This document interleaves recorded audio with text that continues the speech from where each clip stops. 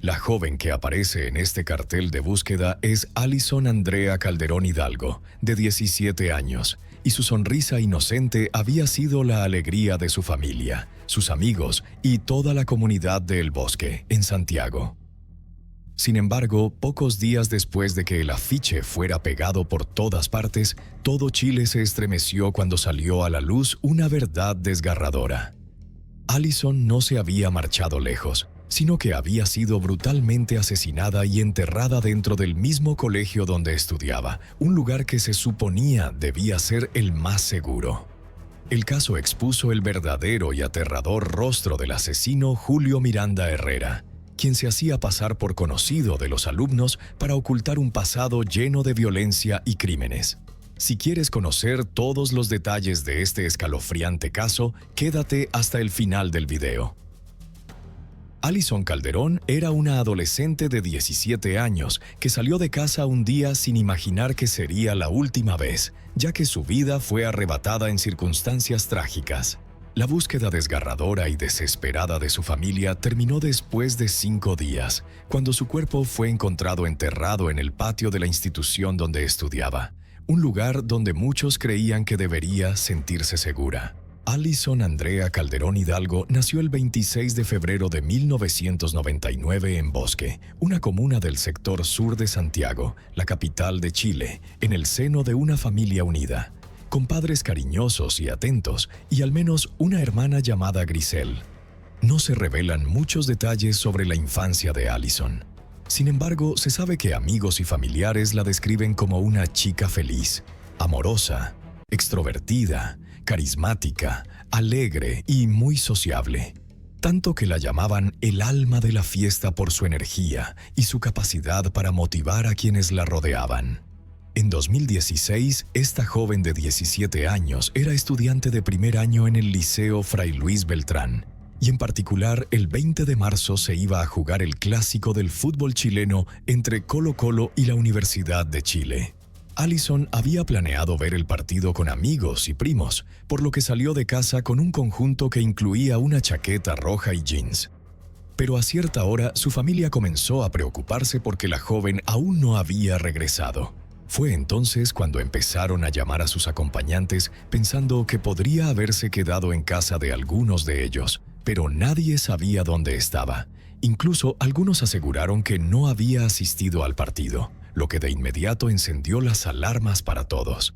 Así que al día siguiente, además de reportar el caso a la policía, comenzaron una intensa búsqueda en la comunidad, incluyendo el recinto escolar donde Alison estudiaba, pero no había rastro de ella, por lo que también publicaron carteles en redes sociales con su nombre, información y número de contacto, pidiendo ayuda para encontrarla. Pasaron 5 días sin noticias sobre la joven, hasta que de repente, el 25 de marzo, una llamada telefónica de la mejor amiga de Alison, una mujer llamada Débora Bales Andrea, reveló su ubicación. Pero la noticia no era nada positiva. Ella dijo que el cuerpo de Alison había sido enterrado en el patio de la escuela y que era víctima de un hombre llamado Julio Rodrigo Miranda Herrera, de 32 años. Y por si fuera poco, la mujer que llamó es la novia de este hombre. Julio es un joven que vivía en el recinto escolar, ya que su padre era el conserje del lugar, y se sabía que este hombre intentaba relacionarse bien con los estudiantes, porque les vendía drogas, pero también tenía antecedentes de agresividad, especialmente contra las mujeres. Andrea se comunicó de inmediato con Trinidad, la abuela de Alison, y juntas fueron a la escuela lo más rápido posible. Entraron y comenzaron a buscar señales que las llevaran al lugar donde se suponía que estaba enterrado el cuerpo. De repente, Andrea notó algo en un montículo de tierra ubicado en el estacionamiento de la institución educativa que llamó fuertemente su atención. Y al remover un poco la tierra, pudo ver claramente la chaqueta roja de su amiga. Sin dudarlo, informaron a las autoridades y, tras llegar a la escuela, comenzó la investigación. Mientras tanto, Grisel revisaba el perfil en una red social de Alison y descubrió que la última conversación que tuvo con su hermana fue precisamente con Julio, quien le había dicho que fuera sola y esperando lo que ella iba a hacer. Él respondió que ya estaba casi llegando. Esta conversación tuvo lugar justo antes de que comenzara el partido de fútbol. En ese momento, Allison había sido vista por última vez por sus familiares cuando salió de casa y nunca regresó. Luego, después de las 7 de la noche de ese viernes 25 de marzo y 5 días después de la desaparición de la adolescente, los vecinos del barrio en el bosque comenzaron a reunirse en las afueras de la escuela secundaria y finalmente las sospechas fueron confirmadas por el fiscal a cargo del caso. De manera similar, el jefe del equipo de investigación de homicidios de la Policía de Chile confirmó que efectivamente se trataba del cuerpo de Allison, enterrado en una tumba no muy grande, y los peritos recogieron las evidencias relacionadas. Así que, tras recibir esta noticia, los vecinos y amigos de Allison, reunidos frente al Instituto de Educación, quisieron irrumpir con la intención de atacar a Julio, el sospechoso acusado, afirmando que él estaba dentro de la escuela porque es hijo del encargado de las instalaciones. Esto provocó la intervención de los carabineros, la Policía Militarizada de Chile, responsable de la seguridad interna del país, junto con el Grupo Especial de Policía para intentar calmar la situación. El hombre no estaba en la escuela y había desaparecido en ese momento, siendo intensamente buscado por las autoridades, quienes tenían una orden de arresto en su contra emitida por un tribunal con autoridad. Sin embargo, esto no impidió que se produjeran enfrentamientos entre vecinos y los uniformados. De igual forma, el perfil en redes sociales de Allison dejó de recibir mensajes de sus familiares, quienes le pedían que regresara a casa o contactara a su familia, expresando condolencias y publicando mensajes que la describían como una amiga incondicional. Ahora lo único que quedaba era encontrar al sospechoso culpable y llevarlo ante la justicia. Pero esto no tardó mucho en ocurrir, porque el 26 de marzo las autoridades recibieron una llamada anónima a la línea de información, en la que alguien afirmaba haber visto a un individuo con las características de Julio. Y fue en esas horas siguientes cuando comenzó el hallazgo del cuerpo de Allison. La imagen de ese hombre se difundió. Él tenía una marca muy particular en la cara, lo que facilitaba su identificación. Era un tatuaje sobre la ceja derecha. El capitán de carabineros explicó que una patrulla detuvo a Julio y lo arrestó en ese momento. Según aseguró también el fiscal a cargo del caso, el hombre estaba intentando escapar. De igual forma, explicó que los pasos siguientes serían formalizar los cargos en su contra o solicitar una prórroga de la detención y realizar los peritajes correspondientes para demostrar su implicación en el caso, así como la autopsia del cuerpo de Allison en el servicio médico legal. Por eso, tras la detención de Julio, los medios mostraron aún más interés en el suceso y al momento de la entrega intentaron obtener alguna reacción de él. El hombre, con el rostro cubierto, frente a la cámara, afirmó conocer a la adolescente pero no haberle hecho daño. «Oh, ella es una buena chica. Yo no maté a nadie. Oye, ¿tú la conoces?» «Sí, la conozco, pero no maté a nadie. Escucha, voy a hacer un viaje mochilero el lunes. Me voy mañana con mi pareja. Me están buscando. Así que no sé nada, ni siquiera he preguntado nada. Voy de mochilero». Luego, Julio sería trasladado a la zona urbana para que el procedimiento de formalización se realizara rápidamente. Así que llegamos en la tarde del domingo 28 de marzo, día en que muchos amigos y vecinos acudieron a la casa de la familia de Allison, donde se realizó el funeral para rendir homenaje y recordar. Tras el emotivo evento, el cuerpo fue trasladado por una caravana hacia el cementerio municipal, para despedirse por última vez y apoyar a los familiares en momentos tan difíciles. Dolor. Por su parte, las autoridades parecían haber hecho los esfuerzos necesarios para apoyar el clamor de justicia. Y el 29 de marzo presentaron en la ciudad una nueva denuncia contra Julio, detallando que su padre fue suspendido del cargo mientras se desarrolla un sumario para aclarar lo sucedido, tal como declaró el alcalde de El Bosque. Y mientras tanto, la Fiscalía mantiene cautela sobre lo que el contexto será presentado en el juicio. Andrea recuerda que fue Débora quien reveló lo que pasó, incluso aportando algunos detalles adicionales. Está claro que en ese momento de la reunión, él intentó quitarle un collar que ella llevaba en el cuello y también su teléfono móvil. lo que provocó una pelea entre ellos hasta que finalmente él la agarró del cuello con tanta fuerza que ella dejó de respirar. Le quitó todas sus pertenencias y finalmente la enterró. Así que el primer lunes decidió tomar sus cosas y marcharse de viaje con su pareja. Y en el camino, él vendió el collar y el teléfono móvil, eliminando a Allison. A medida que la investigación avanzaba, una de las preguntas por resolver era determinar si el padre de Julio tenía alguna responsabilidad, y el servicio forense debía aclarar la causa de la muerte de Allison, y si ella fue víctima de abuso sexual, algo que nunca se hizo público. Así que el 29 de marzo, este hombre finalmente se presentó ante el público en una audiencia oficial que duró más de 2 horas, donde el fiscal encargado del caso presentó un relato detallado sobre los hechos que llevaron al crimen. También se presentaron varios testimonios, incluido el de Débora, quien declaró que Julio le confesó el crimen mientras viajaban juntos, y al final de la audiencia se ordenaron 180 días de investigación y la prisión preventiva para el hombre, que fue trasladado a otra cárcel debido a las amenazas que recibió en prisión, entre ellas una de un tío de Allison. Él está cumpliendo condena por un robo ocurrido en una unidad de transporte. Mientras tanto, la madre de Allison expresó su indignación mientras allegados a la familia y un grupo de miembros de la comunidad se congregaban frente al tribunal con pancartas y imágenes de la joven en sus manos, mostrando profunda rabia y dolor por lo ocurrido. Al mismo tiempo, exigían que se hiciera justicia. Mientras tanto, amigos, vecinos y familiares pintaron un mural con la imagen de la chica, coloreando su rostro en una de las paredes de su casa para mantener viva su memoria en el barrio, donde se reunían a orar por ella, hacer plegarias, encender velas y dejar flores. Y a pocos metros del mural, varios coches estacionados en la calle mostraban mensajes en los parabrisas traseros en homenaje a la joven, como comentó un vecino que vio crecer a Allison.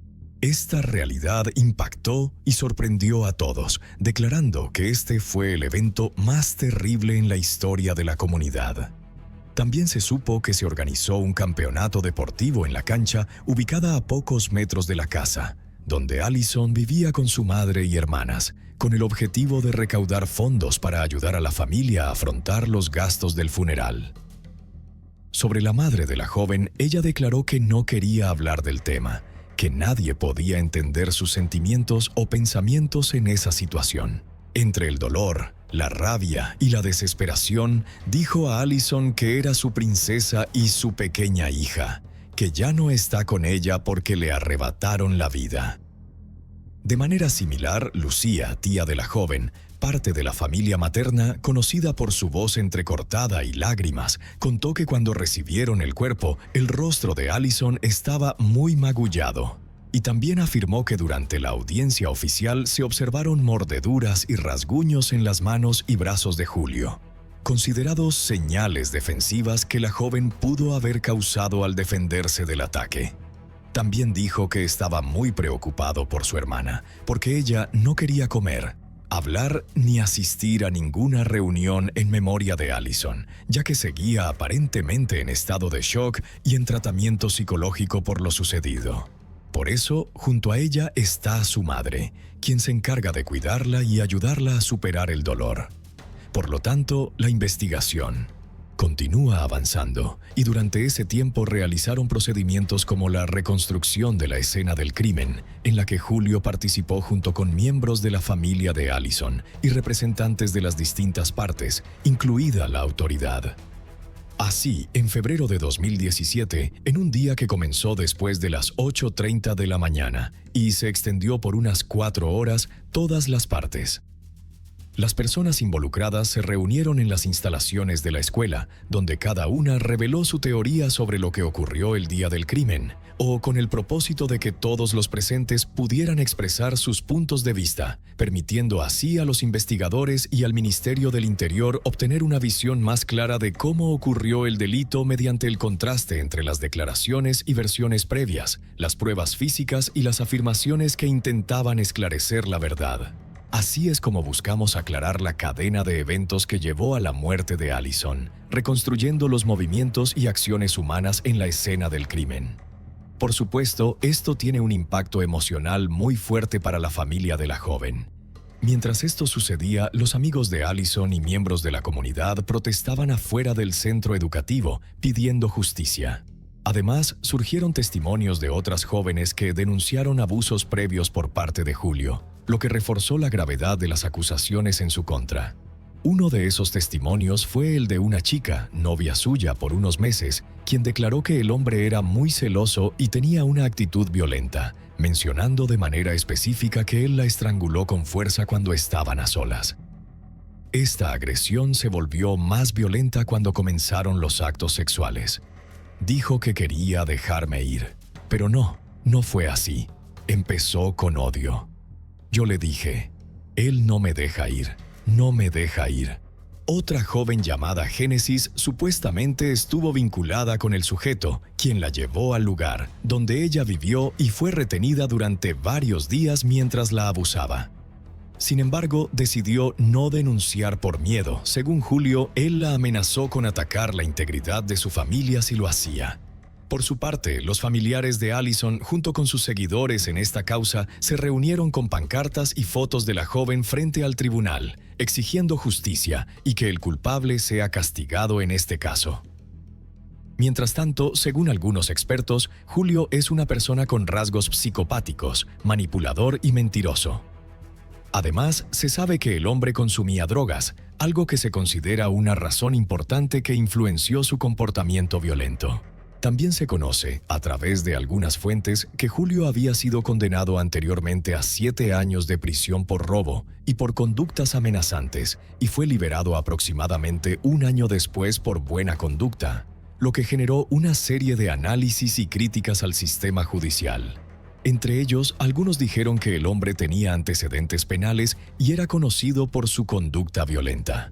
Por lo tanto, el sistema esperó a que ocurriera una tragedia como esta.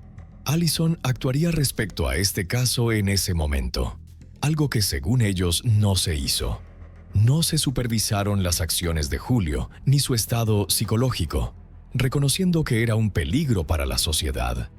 En ese momento se dice que es lamentable que solo haya sido condenado a entre 10 años y cadena perpetua, pero como comentamos, se necesitaban 180 días para completar el estudio y emitir el veredicto. Finalmente, en septiembre de 2018, el tribunal sentenció a cadena perpetua a Julio Miranda Herrera, de 34 años, por robo y asesinato.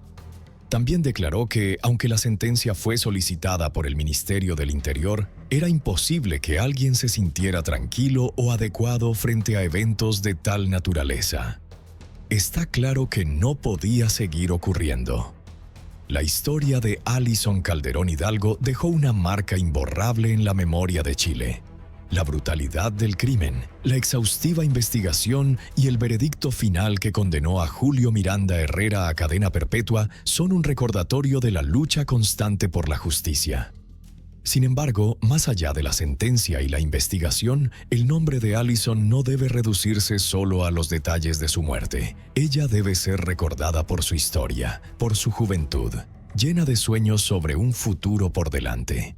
Este caso no es solo una demanda ante la corte, sino también una advertencia, un llamado social para que no sea olvidada, para que se aprenda y se siga exigiendo seguridad y justicia para aquellos que ya no pueden hacerlo por sí mismos. La muerte de Allison Calderón Hidalgo fue una herida que desgarró el corazón de toda la comunidad, recordándonos que la crueldad a veces se esconde detrás de rostros que parecen familiares e inofensivos. Una joven de 17 años, llena de vida, colmada de sueños sobre el futuro, tuvo que cerrar su existencia en la oscuridad por las manos de alguien que llevaba la sombra del demonio en el corazón. Pero esta tragedia no es solo el dolor de una familia, también es un espejo en el que toda la sociedad debe mirarse. Si no sabemos proteger a los jóvenes, si no alzamos la voz frente al mal, la luz de la juventud será apagada una y otra vez. Y entonces, lo único que quedará serán paredes manchadas de lágrimas, velas temblorosas en la noche y un nombre, Alison, repetido como una oración por la justicia y por la seguridad de las generaciones venideras. La mujer que aparece en la fotografía es María Fernanda Bonilla Archila, y aquella sonrisa fría y serena que mostró en el tribunal de Chiquimula el 14 de marzo sembró una oleada de rabia y horror en toda Guatemala. Porque tras ese semblante que parecía inofensivo se esconde un relato escalofriante. Junto con su guardaespaldas está acusada de haber golpeado hasta la muerte, de forma brutal y despiadada, a su amiga de la infancia Melissa Palacios, en lo profundo de un bosque solitario. La que antes fue celebrada como una heroína de la aviación, terminó convertida en el rostro de uno de los crímenes más perturbadores y macabros del país. Si deseas conocer cada detalle de esta historia marcada por la traición, la sangre y la tragedia, te invitamos a permanecer con nosotros hasta el final del video. Melissa Palacios nació el 15 de noviembre de 1999 en la ciudad de San Jorge, provincia de Zacapá, Guatemala. Es la hija mayor de 2 hijas de Anabela Chacón, quien las crió con el apoyo incondicional de su madre y hermana. Melissa y su hermana Daniela crecieron rodeadas del amor y cuidado de la familia materna. Debido al trabajo de Anabela como oficial de la Policía Nacional Civil, ella no podía dedicar todo el tiempo que quería a sus hijas. Prácticamente vivían con su abuela. Familiares y amigos describen a Melissa como una chica amable, responsable y soñadora, que iluminaba con su sonrisa a quienes la rodeaban. Amante de los animales y muy querida y consentida por sus mascotas. Aseguran que Melissa desde pequeña tenía metas claras para su futuro, por lo que la consideran una mujer con visión. Tras terminar su educación, Melissa se inscribió en un instituto para estudiar la carrera de técnico en contabilidad pública y auditoría. Sin embargo, su objetivo era seguir estudiando hasta obtener su título, pues era uno de sus sueños. Su meta era trabajar para ser independiente y ayudar a su familia. En el instituto, Melissa formó un grupo sólido de amigos con quienes no solo estudiaban, sino que también salían a disfrutar y compartir momentos especiales. Nunca imaginó que lo terrible, la traición, daría un giro trágico a esos encuentros y sellaría su vida para siempre. El destino fue alrededor del mediodía del domingo 4 de julio de 2021. Melissa, de 21 años, fue a la casa de su abuela para asistir a la celebración de cumpleaños de su amiga Marita. Porque Anabela no quería que su hija viajara en autobús, le preguntó cómo llegaría a la fiesta, y ella tranquilamente le dijo a su madre que uno de sus amigos la recogería y la llevaría. Así que la joven salió hacia la fiesta que su amiga había organizado ese día. Todo transcurría con normalidad, pero cerca de las 5 de la tarde, Anabela comenzó a preocuparse porque su hija no había regresado. La mujer volvió a intentar comunicarse con ella por teléfono móvil, pero las llamadas y mensajes no fueron respondidos. A través de una plataforma de mensajería, Anabela decidió llamar a Marita para preguntar si su hija seguía en la casa. La respuesta de la joven dejó helada a Anabela porque Melissa nunca llegó a la celebración. Marita le dijo que incluso uno de sus familiares había ofrecido recoger a Melissa en un punto para llevarla al lugar donde se habían reunido, pero Melissa no apareció en ese momento. La preocupación de Anabela se volvió dolorosa y decidió acudir a un cargo público para reportar la desaparición de su hija. Esa noche se activó la alerta. El nombre Isabel Claudina que ella recibió en el mecanismo de búsqueda de mujeres en Guatemala. Los familiares de la desaparecida y los amigos de la joven salieron a recorrer las calles con la esperanza de encontrarla. Sin embargo, la mañana del lunes 5 de julio recibieron una llamada de las autoridades, donde le informaron sobre el hallazgo del cadáver sin vida de una mujer con características similares a Melissa. De inmediato, Anabela y otros familiares de la joven se dirigieron a una zona boscosa a lo largo de un camino de tierra, donde un grupo de leñadores había reportado el macabro hallazgo. Al llegar, se encontraban en la comisión donde ocurrió el incendio. Los trabajadores municipales laboraban en la recuperación del cuerpo según el reporte de esa organización. La víctima mostraba signos de violencia y se presume que fue golpeada con una piedra. Aunque los bomberos cubrieron el cuerpo cuando lo desenterraron del área boscosa, una mirada a los zapatos y al vestido que sobresalían del sudario fue suficiente para que Anabela confirmara que era su hija. La mujer Melissa se aferró a los restos, llorando desconsoladamente. El martes 6 de julio se realizó la autopsia por expertos del Instituto Nacional de Ciencias Forenses, que determinó que la joven murió a causa de golpes en la cabeza. Su rostro estaba casi desfigurado y fue víctima de agresiones. Se descartó la causa sexual mientras el agresor la cometía. Ese mismo día, en la casa familiar, los seres queridos y amigos de Melissa no cesaron de exigir a las autoridades que aclararan el caso lo antes posible y garantizaran que se hiciera justicia. La Fiscalía envió al lugar del crimen un equipo especializado en feminicidios para encargarse de las investigaciones. El fiscal obtuvo acceso a las comunicaciones de la joven el día de su desaparición. Así fue como encontraron una grabación que llamó especialmente la atención en un mensaje de voz enviado a un amigo alrededor de la 1 de la tarde ese domingo. Melissa le pidió que le dijera a Marita que llegaría tarde. Dijo que estaba con una amiga y que habían pinchado una llanta en el camino. Él le diría a Marisa, aunque no sabía a qué hora llegaría, porque una amiga iba con ella. Y te pinchamos, luego estaré atento. Aunque siempre la alertabas, según la investigación, la grabación fue enviada justo antes de que la joven fuera brutalmente atacada y llevada. El funeral de Melissa se realizó el miércoles 7 de julio en el cementerio. Decenas de lugareños acompañaron el ataúd hasta su último destino, vistiendo camisetas blancas y llevando en las manos flores y globos del mismo color. Entre expresiones de emoción, los dolientes de la joven estaban muy tristes. Retiraron sus llamados a identificar a los responsables cuanto antes. Los asesinos tendrían que pagar por este crimen tan cruel. La investigación tuvo un avance importante con grabaciones de cámaras. Funcionarios de seguridad revelaron que una amiga de la infancia de Melissa, llamada María Fernanda Bonilla, de 20 años, y su guardaespaldas José Marroquino Valle, de 27, la recogieron en su casa al mediodía de ese domingo. María Fernanda, piloto de aviación, se consideraba compañera de Melissa. Melissa era hija de una empresaria y ex candidata a alcaldesa. María Bonilla, un año antes, era una joven piloto que participó en helicóptero en labores de rescate por desastres naturales. Por eso se le consideraba una heroína. Algunas fuentes afirman que existía una relación entre las dos chicas que iba más allá de la amistad, aunque esto no ha sido confirmado ni por la familia ni por las autoridades. Las autoridades también manejaron la hipótesis de que María Fernanda había llamado la atención de Melissa, pero la joven no lo confirmó. La realidad es que el análisis del teléfono de Melissa reveló que la última llamada que ella misma hizo el día de su desaparición fue precisamente a María Fernanda, cuando la fue a buscar y la llevó a la fiesta.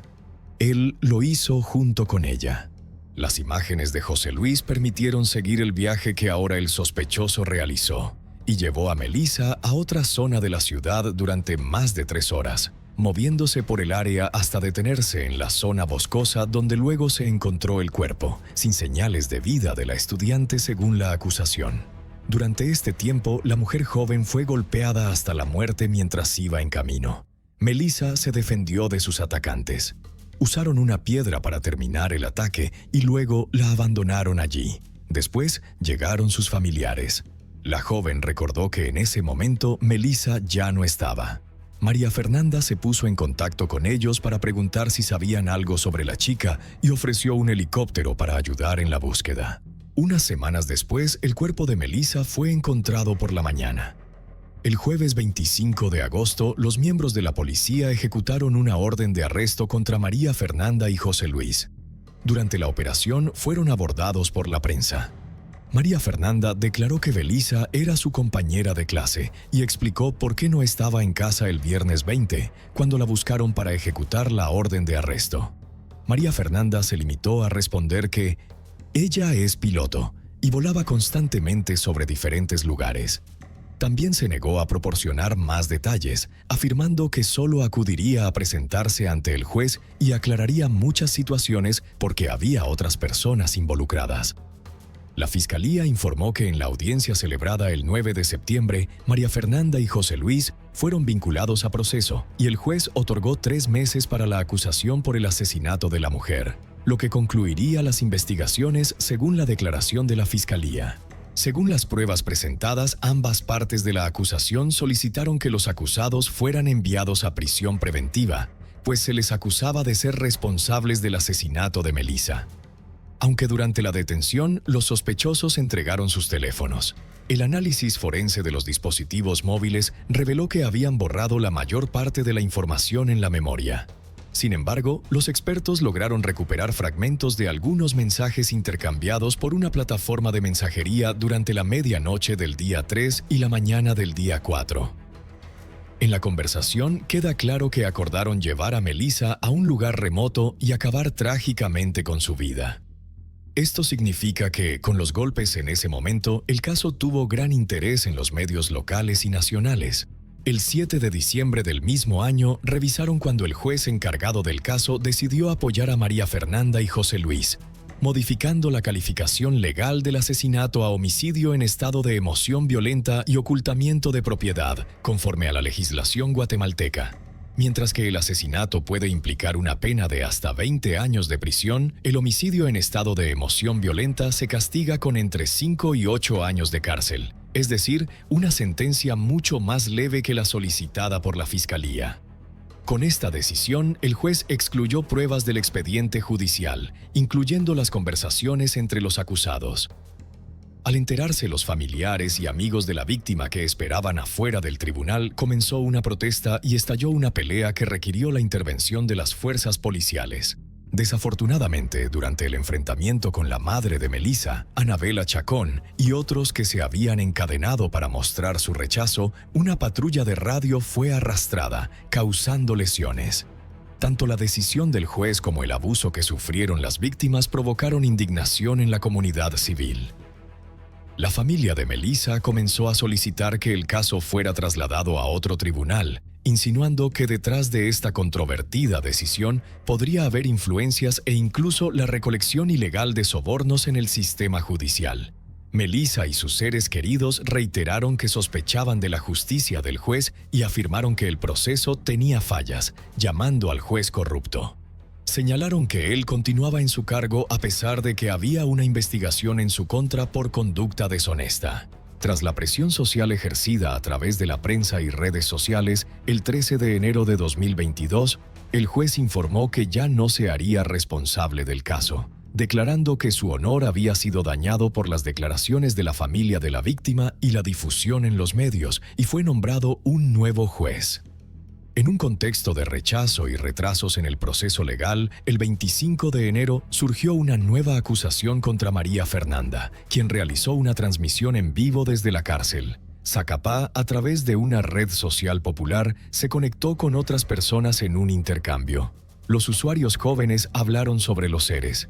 Los seres queridos de Melissa se opusieron a la modificación de las acusaciones contra él, incluso comentando en tono de broma que todo ya estaba arreglado, que ella no tenía culpa y que la familia de la víctima tuvo que aceptar las cosas tal como eran tras informar a los allegados de la víctima. Reportaron que el acusado disfrutaba de privilegios en la prisión como el uso de teléfono móvil y que el vehículo supuestamente también pertenecía a su madre, quien se encargaba de limpiar y cocinar para ella.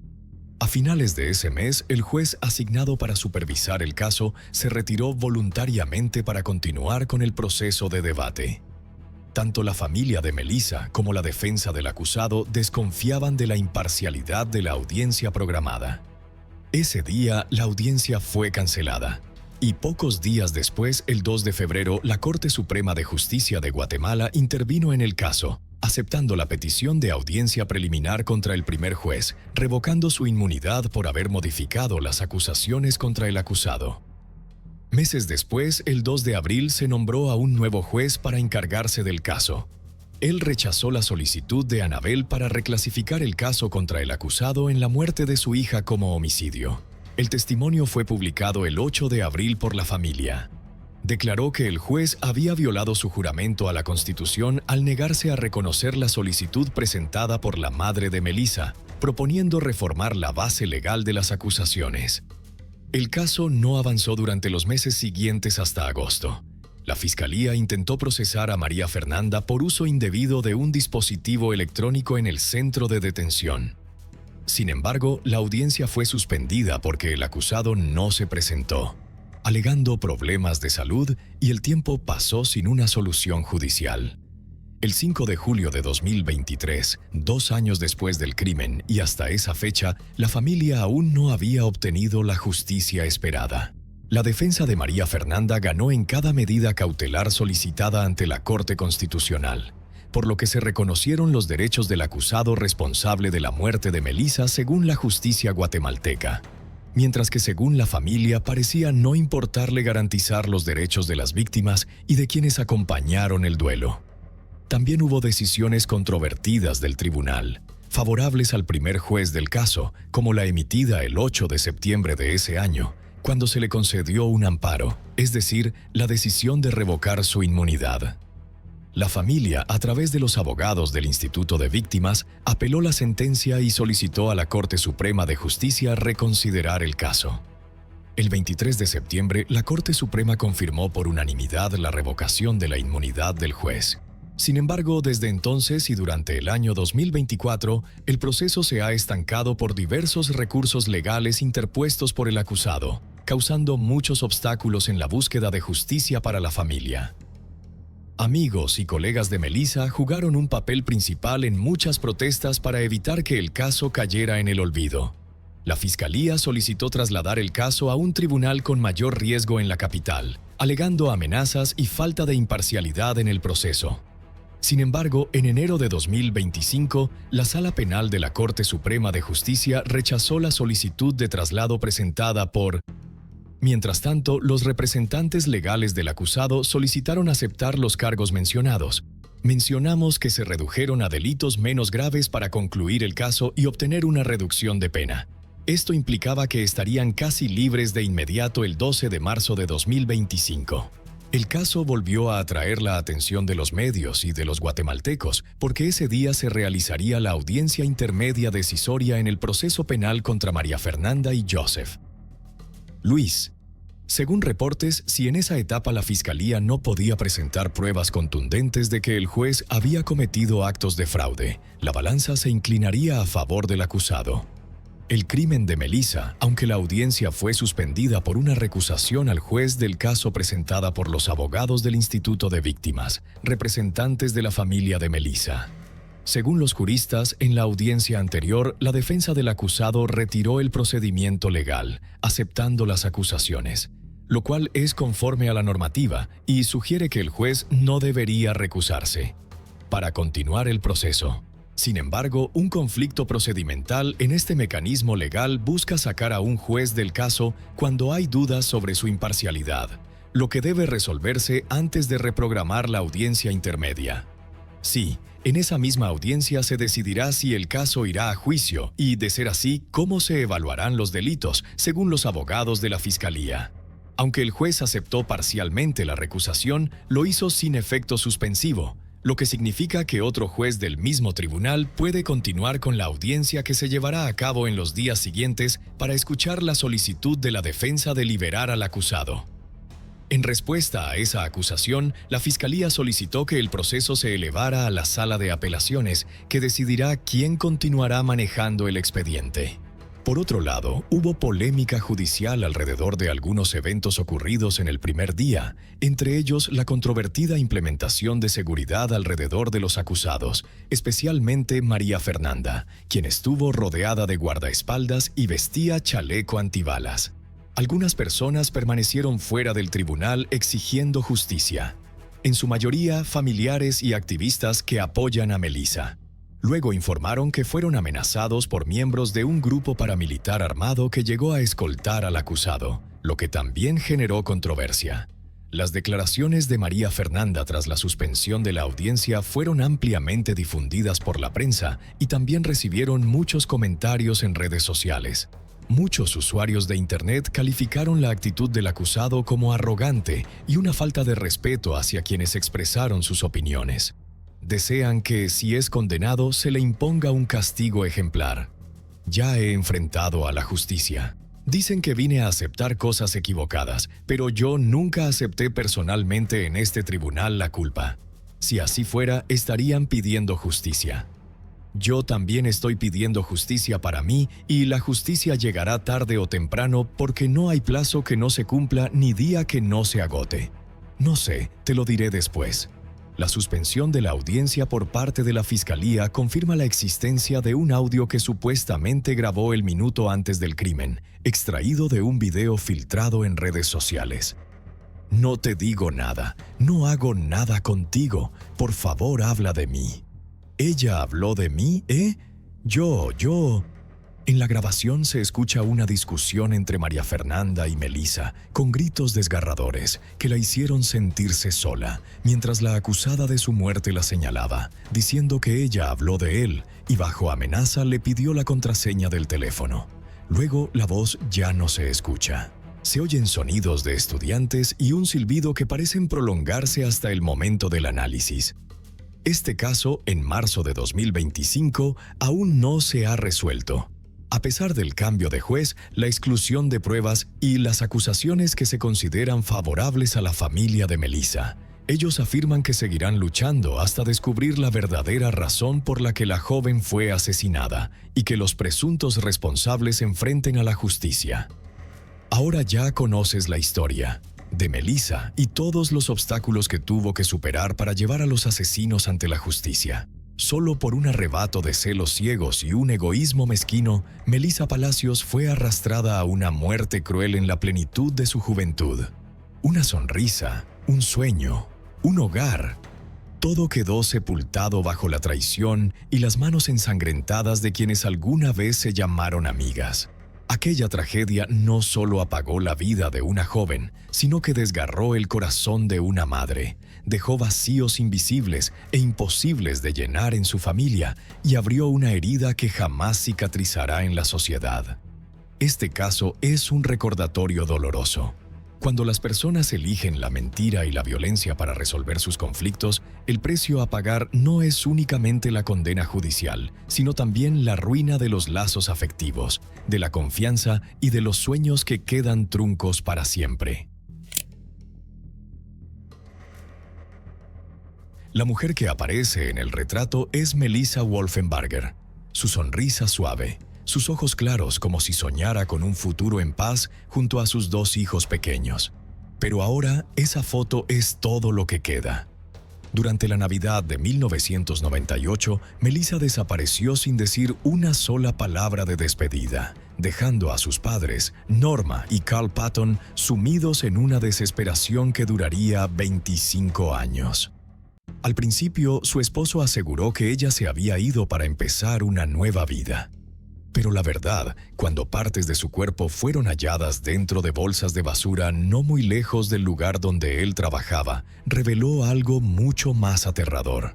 Si quieres saber qué fue lo que realmente le ocurrió a la mujer de la sonrisa amable, y por qué su muerte desenterró el pasado pecaminoso de toda la familia, entonces, por favor, quédate hasta el final del video. Cuando los fantasmas del pasado empiezan a salir a la superficie, todo a tu alrededor puede sentirse predestinado. ¿Puede alguien escapar realmente de lo que el destino ha trazado para él? La historia de hoy trata sobre una familia que desapareció de la noche a la mañana, dejando tras de sí una serie de preguntas sin respuesta y los ecos solitarios de llamadas inconclusas. Esta es la historia de Melissa Wolfenbarger. Comenzó con una desaparición repentina sin razón aparente y terminó en una verdadera tragedia. Era 26 de noviembre de 1998, una tranquila tarde de Acción de Gracias en la casa de los Patton que de pronto se vio ensombrecida por una sensación de inquietud. Melissa, la hija menor de Norma y Carl, había llamado para desearles un feliz día de Acción de Gracias.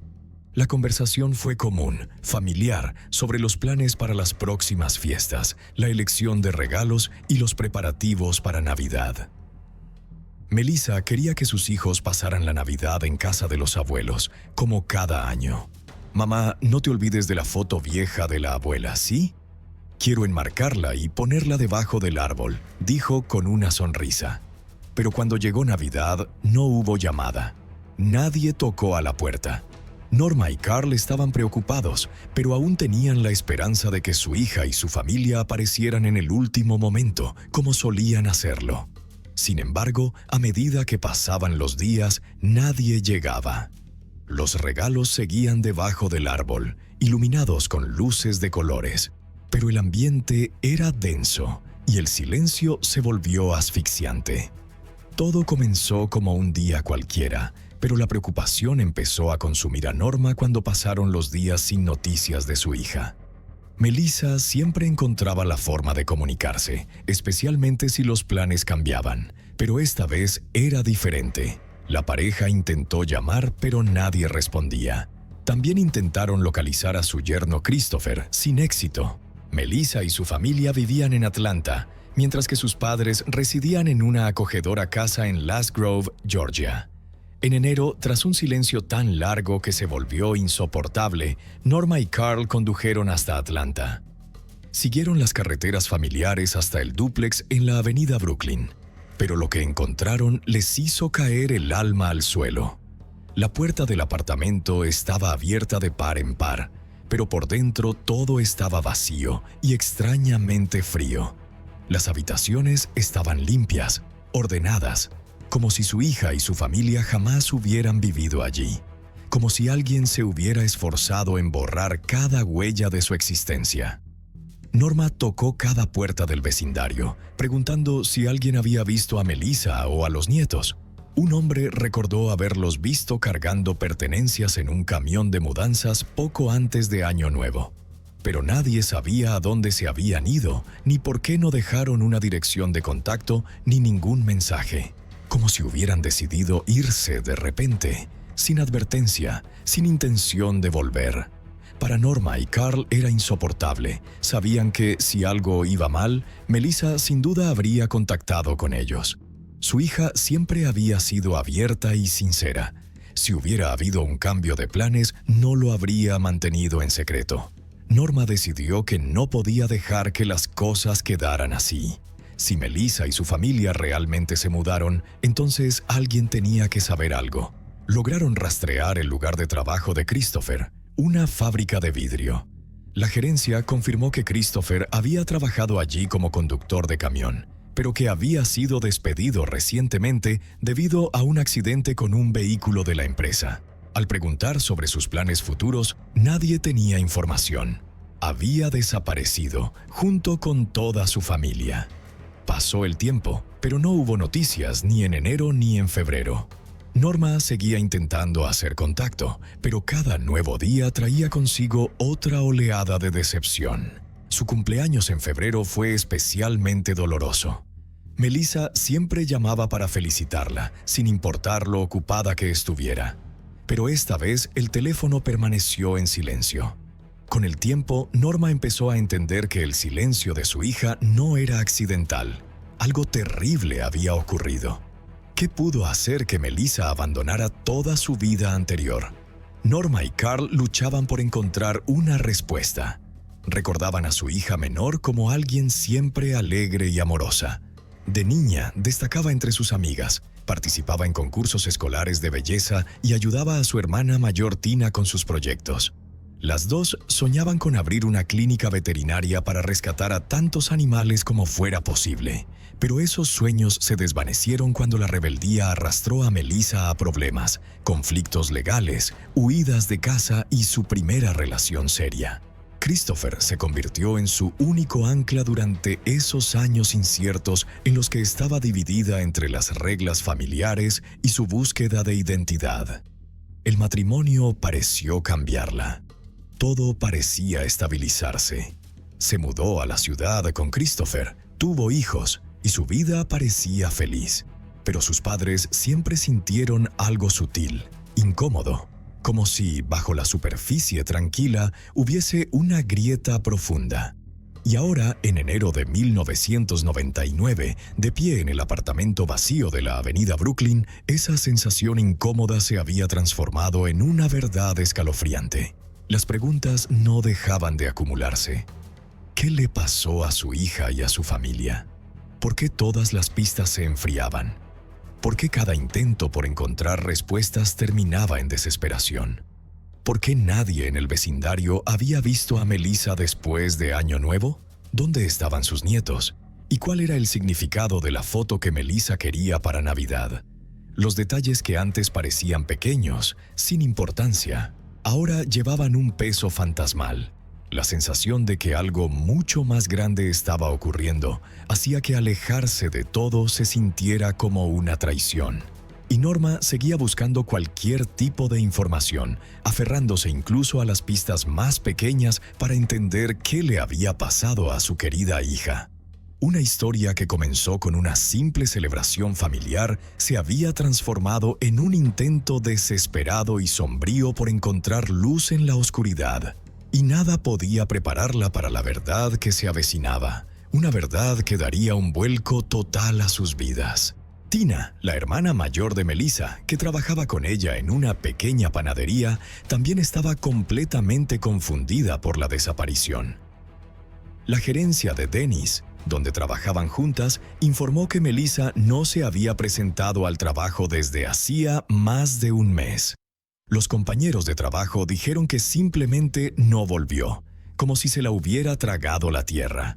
Nadie sabía si había encontrado otro empleo. Solo decían que un día no se presentó a su turno y no dejó ningún mensaje. Incluso algunos compañeros fueron a su casa, pero fue inútil. Los vecinos se encogían de hombros y decían que la familia se había mudado, pero nadie sabía a dónde. Pasó el tiempo. El año 1999 se hizo interminable y aún así no trajo noticias de Melissa. Carl y Norma sentían que se estaban volviendo locos, rezando por el regreso seguro de su hija. Cada mes que pasaba apagaba un poco más su esperanza, pero se aferraban a ella como a un último salvavidas. No podían imaginar una razón válida por la cual Melissa no llamaría, especialmente porque siempre había mantenido una relación cercana con ellos, incluso durante su juventud turbulenta. Se sentía como vivir una pesadilla de la cual esperaban despertar pronto. Pero la pesadilla no terminó. La realidad solo se volvió más oscura. Para enero del año 2000, la paciencia de la familia Patton se había agotado. Norma presentó un reporte de persona desaparecida ante la policía. Los investigadores comenzaron una indagación y, al poco tiempo, localizaron al esposo de Melissa, Christopher Wolfenbarger. En el momento de la desaparición de Melissa, él también había cortado contacto por un tiempo, pero eventualmente reapareció. Sin embargo, su esposa e hijos no. Christopher alegó que Melissa se había marchado por su cuenta. Según él, ella había soñado con una nueva vida en California y un día decidió hacer ese sueño realidad. Pero Norma y Carl conocían bien a su hija y estaban seguros de que Melissa jamás haría eso, y mucho menos sin dejar una palabra. Aunque sus padres estaban convencidos de que Christopher ocultaba algo, la policía no tenía fundamentos legales para investigar más a fondo. Melissa era una adulta, y si había decidido irse a California, tenía todo el derecho de hacerlo. Como su esposo nunca reportó su desaparición, la policía no tenía base legal para clasificarla como tal. Sin pruebas de un crimen, la investigación se estancó. Christopher se mantuvo en su versión. Decía que Melissa llevaba tiempo planeando la mudanza, que trabajaba horas extra en la panadería, ahorraba dinero y a veces incluso rentaba habitaciones de hotel para evitar el trayecto de regreso a casa después de turnos largos. Eso, según él, era su forma de prepararse para un nuevo capítulo de su vida. Un día simplemente no volvió. Christopher creía que realmente había cumplido su plan y se había ido sola a California. Stimpus insistía en que no había nada extraño, que era simplemente el deseo de Melissa de comenzar de nuevo. Los investigadores intentaron presionarlo sacando a relucir su pasado. La juventud de Wolfenbarger no había sido tranquila. Melissa y yo éramos como Bonnie y Clyde, solo que a menor escala, dijo con una sonrisa sarcástica durante el interrogatorio. Habían tenido algunos altercados menores. Su vida parecía una cadena de decisiones impulsivas, incluso antes de casarse. Pero pronto quedó claro que Christopher no estaba diciendo toda la verdad. Los registros mostraban que Melissa había presentado múltiples denuncias por violencia doméstica. Según ella, no se trataba solo de que él le levantara la mano. En una ocasión, incluso la obligó a consumir drogas y la arrastró por la calle tirándola del cabello, a pesar de sus protestas. Al enterarse de esto, Christopher presentó una contrademanda. La batalla legal se volvió aún más complicada. En una de las audiencias, Christopher pidió hablar con Melissa en privado. Tras una breve conversación que nadie escuchó, Melissa retiró la denuncia y volvió a vivir con él. Después de todo, tenemos hijos. Fue todo lo que dijo. Después de la desaparición de Melissa, Christopher hizo algo inesperado. Se mudó de la casa donde habían vivido y se fue a vivir con unos familiares. Los niños quedaron al cuidado de su abuela paterna y Christopher solo los visitaba de vez en cuando. Parecía que intentaba cortar todo lazo con su vida anterior. Las dos niñas, Christina y Joy, se adaptaron rápidamente a la vida sin su madre y solo pensaban en su padre cuando él aparecía por la puerta de la abuela. Norma Patton nunca había soportado a Christopher. Creía que él fue la razón por la que Melissa se había ido de casa justo después de graduarse de la secundaria. Para ella, el matrimonio no fue más que decepción y dolor. Él nunca fue el hombre que fingía ser, solía decir mientras miraba las fotos de su hija. Ahora que Melissa no estaba, esas palabras sonaban como una profecía escalofriante. Sus padres no podían aceptar la idea de que su hija simplemente se hubiera ido y renunciado a todo. Entonces, ¿qué fue lo que realmente le pasó a Melissa? ¿Y por qué aquellos que tal vez sabían algo seguían guardando silencio? A medida que la niebla del pasado empezaba a disiparse, emergía un retrato mucho más oscuro y enmarañado de la familia Wolfenbarger, uno en el que la felicidad era solo una ilusión. En una conversación con los investigadores, Tina Patton recordó un incidente del pasado. Una vez vio un moretón en el cuello de Melissa con forma de huella de mano. Melissa, normalmente tranquila y fuerte, se derrumbó en lágrimas y le rogó a Tina que no se lo contara a nadie. Más tarde, un amigo de Tina quiso enfrentar a Christopher cara a cara, pero al final no pasó nada. Todo pareció calmarse, pero era solo una fachada de paz falsa. Carl y Norma Patton no podían aceptar la idea de que su hija hubiera desaparecido voluntariamente sin decir una sola palabra. Incluso si Melissa hubiera sentido la necesidad de alejarse de su familia, de algún modo habría buscado contactar a sus padres. Pero el tiempo seguía pasando, los días y meses se convertían en años, y aún no había ni rastro de Melissa, una mujer joven, madre de 2 niñas, que parecía haberse desvanecido en el aire. Christopher Wolfenbarger, el esposo de Melissa, no dejaba de cambiar sus declaraciones. Al principio dijo que la última vez que vio a Melissa fue en diciembre de 1998, pero cuando fue interrogado en la primavera del 2000, de repente afirmó haberla visto en una calle cerca de su casa en marzo o abril de 1999. Esta contradicción solo profundizó las sospechas, pero no aportó respuestas al caso. 5 años después, en 2003, la familia Patton volvió a estar en el foco público.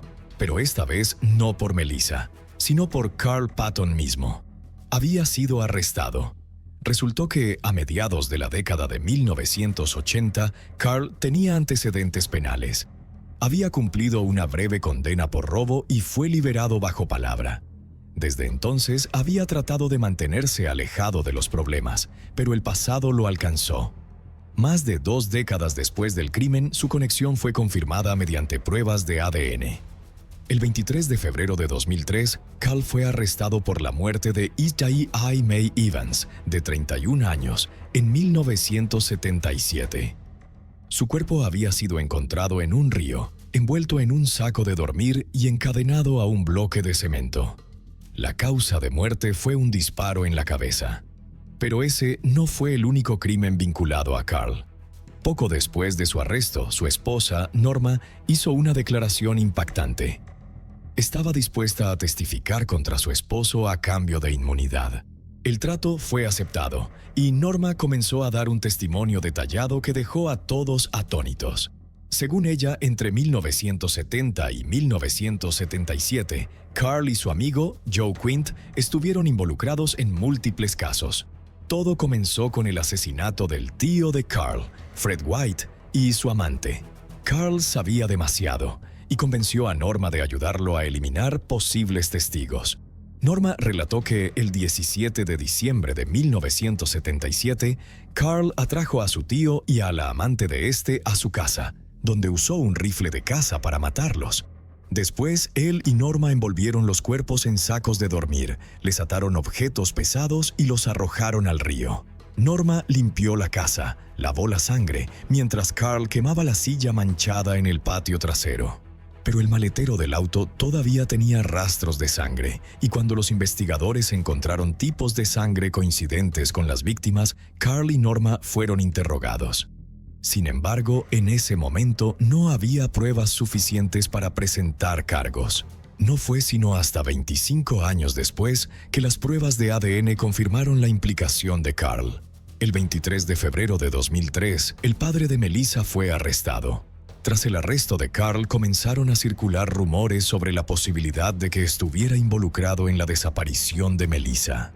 Algunos especularon que ella podría haber sido víctima de su propio padre, un hombre que no podía permitir que nadie en su familia revelara sus secretos, pero no había pruebas directas que apoyaran esa teoría. Carl lo negó rotundamente, insistiendo: «Yo nunca haría daño a mi hija. Solo me ocupo de quienes amenazan a mi familia». Pero todos sabían que detrás de esas palabras se escondía una verdad dura. Las sospechas alrededor de Carl no giraban solo en torno a la desaparición de Melissa. Circulaban rumores de que alguna vez estuvo vinculado a organizaciones criminales que operaban en el sur de Estados Unidos desde la década de 1960. Tenía fama de ser un tirador a sangre fría, pero siempre negó cualquier participación. En 2003, durante la investigación por las muertes de Fred White y su amante, Norma reveló que el motivo de Carl era el dinero. La esposa legal de Fred era la beneficiaria de su póliza de seguro de vida, y ella había contratado a Carl para encargarse de su esposo infiel. Estos casos antiguos fueron dirigidos por el detective Bruce Jordan. Después de 25 años, finalmente había arrestado y condenado a Carl Patton, pero aún no era suficiente. Ahora, sentado tras las rejas, Carl inesperadamente envió una súplica a Jordan: «Encuentra a mi hija, encuentra a Melissa». Estas palabras fueron completamente inesperadas de alguien que nunca había mostrado remordimiento. De repente, expresaba preocupación por su hija desaparecida. Para Norma y Tina fue un rayo de esperanza, pero también una nueva oleada de miedo. Les preocupaba que la desaparición de Melissa no hubiera sido un accidente, y que el misterio que envolvía todos esos años pudiera ser mucho más aterrador. Cuando salió la noticia sobre la reapertura del caso Wolfenbarger, el detective Bruce Jordan prestó atención de inmediato. La historia había estado congelada durante años, pero una pista repentina desde la morgue de Atlanta lo cambió todo. Un forense llamó a Jordan y le informó que llevaban almacenando partes de un cuerpo no identificado en su instalación desde hacía 4 años. Restos que habían sido descubiertos en distintos meses de 1999, en la zona donde la familia de Melissa había vivido. En abril de ese año se encontró una cabeza cercenada cerca del hogar de los Wolfenbarger. 2 meses después se descubrieron brazos y piernas en el bosque cercano, envueltos en bolsas de basura. El torso nunca fue hallado, y en un inicio los restos fueron identificados como pertenecientes a un hombre. Como en ese momento no se pudo determinar la identidad, Melissa aún no había sido reportada como desaparecida. Esos descubrimientos espeluznantes nunca se vincularon con su desaparición. Solo más tarde salió a la luz una verdad aterradora. esas partes del cuerpo le pertenecían a ella. Cuando Bruce Jordan recibió la información, notó rápidamente detalles clave. La cabeza y las extremidades fueron halladas muy cerca de la fábrica de vidrio, donde solía trabajar Christopher Wolfenbarger. Norma Patton recordó haber escuchado noticias sobre aquellos hallazgos perturbadores, pero en ese momento los expertos tranquilizaron al público asegurando que los restos pertenecían a un hombre. No fue sino muchos años después, cuando se realizaron pruebas de ADN, que se confirmó que el cuerpo desmembrado era el de Melissa. Carl Patton, el padre de Melissa, recibió la noticia estando en prisión. No pudo contener las lágrimas al saber que las partes del cuerpo de su hija habían sido encontradas poco después de su desaparición, pero no habían sido identificadas. Lo que realmente lo quebró fue saber que las pruebas de ADN, que pudieron haber revelado la verdad sobre el destino de su hija, solo se llevaron a cabo después de su arresto, casi 4 años más tarde. Cuando Norma denunció por primera vez la desaparición de Melissa a principios del año 2000, su cuerpo aún no había sido identificado hasta 2003. Se había perdido una ventana de tiempo crítica, junto con pruebas clave que podrían haber resuelto el caso mucho antes. El análisis forense mostró que el cuello de Melissa había sido cortado con una sierra y que su cráneo había sido tratado con lejía, lo que inicialmente llevó a los expertos a creer que el cuerpo era de un hombre. Ese mismo químico también hizo imposible determinar si las heridas fueron infligidas antes o después de la muerte. Su cabeza y extremidades habían sido colocadas en bolsas de basura y arrojadas en caminos transitados, lo que hacía casi imposible rastrear el vehículo involucrado. La hora y causa de muerte siguen sin determinarse, porque su torso nunca fue encontrado. Christopher fue llamado nuevamente a declarar después de que se identificaron los restos de su esposa. Afirmó que siempre había cooperado con los investigadores y que había entregado toda la información años atrás. Según él, no había ningún motivo para hacerle daño a Melissa. No había seguro de vida, ni propiedades, ni deudas.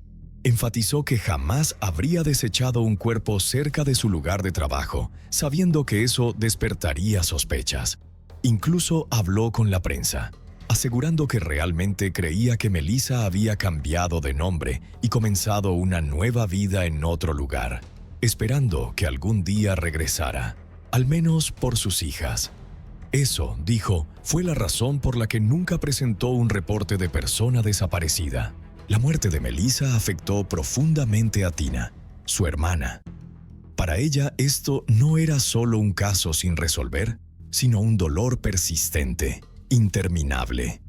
Incluso llegó a soñar que Melissa le pedía ayuda, pero nunca podía alcanzarla. Carl, aún tras las rejas, también empezó a cambiar. Quería justicia para su hija, pero no podía negar que, por primera vez en su vida, a través de la muerte de Melissa, comenzaba a comprender el dolor que las familias de sus víctimas habían sufrido alguna vez. La parte más impactante de esta historia es que Carl, un criminal condenado, pasó los últimos años de su vida luchando por justicia para su hija. Aunque el amor que sentía por Melissa era real, su muerte seguía siendo un misterio. El cuerpo había sido encontrado, pero nadie había sido arrestado. No se presentaron cargos. En 2017, Norma Patton volvió a alzar la voz. Esta vez se acercó a Cheryl McCollum, una investigadora especializada en casos sin resolver. Cheryl, conocida por sus podcasts y programas de crimen real, conoció por primera vez a Norma en una reunión formal. Aquella noche, Norma se le acercó y, sin dudarlo, le dijo: «A mi hija la decapitaron y necesito tu ayuda». Y así fue como comenzó la nueva investigación. Cheryl McCollum sabía que este caso no sería fácil.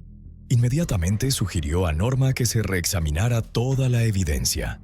Organizó una nueva búsqueda en el bosque donde se habían encontrado las bolsas con partes del cuerpo años antes, intentando reunir fragmentos del caso, con la esperanza de descubrir aunque fuera una sola pista nueva.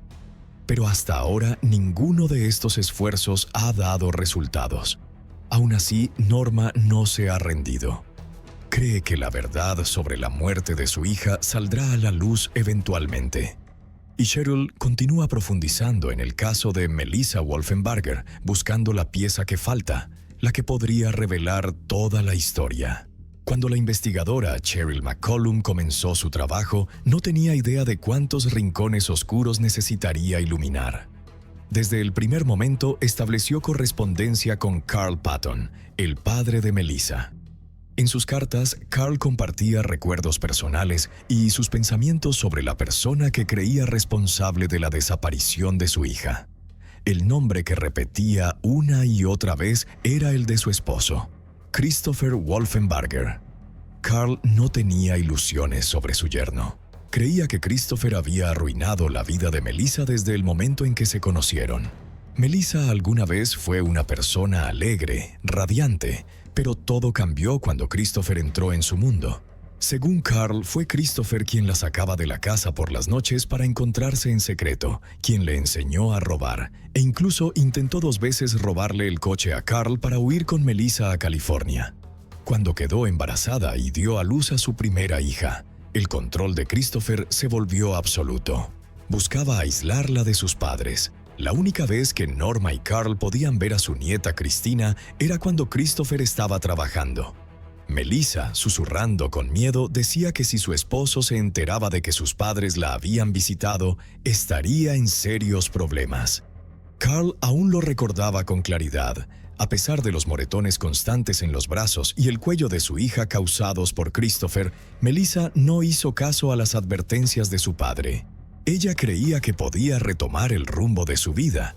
Pero cuando no se presentó en Navidad, Carl supo que algo terrible había ocurrido. Estaba convencido de que Christopher estaba involucrado en la desaparición de su hija, pero probarlo era otro asunto completamente distinto. Lo que más atormentaba a Carl era saber que sus nietos no entendían que su madre no se había ido para comenzar una nueva vida, sino que se había ido para siempre. En sus cartas, Carl describía cómo trató de ayudar en la investigación a pesar de estar tras las rejas. Instaba a los expertos forenses a examinar minuciosamente las bolsas de basura que contenían los restos en busca de rastros de ADN, sugiriendo que quien ató los nudos podría haber dejado evidencia. No existe el crimen perfecto, escribió, pero la policía aún no podía encontrar ninguna prueba que vinculara a Christopher con el caso. Carl seguía esperando que la investigación eventualmente diera resultados. Cheryl McCollum se había reunido con Norma en múltiples ocasiones, donde Norma compartió cada detalle de sus sospechas. Estaba convencida de que Christopher fue quien mató a su hija. Las cartas de Carl expresaban un profundo deseo de descubrir la verdad, y él estaba dispuesto a cooperar a pesar de ser un criminal condenado. Aún así, los investigadores seguían sin poder conectar a Christopher con la desaparición de Melissa.